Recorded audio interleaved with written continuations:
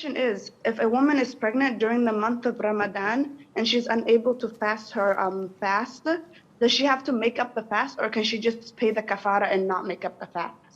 This is an issue of dispute. The majority of Muslims say that a woman who's pregnant or breastfeeding, she is obliged by the Quran and the Sunnah that she makes the missed fasts once the obstacles are removed.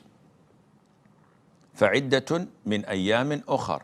They make them up later on. So even if she's pregnant this Ramadan, the following Ramadan, she might be breastfeeding. She can skip that. In the following Ramadan, she's pregnant. She can skip that.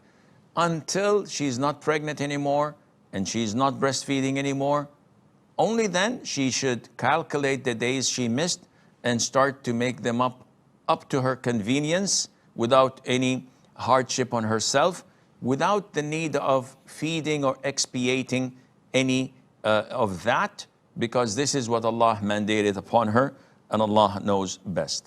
فاسألوا أهل الذكر إن كنتم لا تعلمون.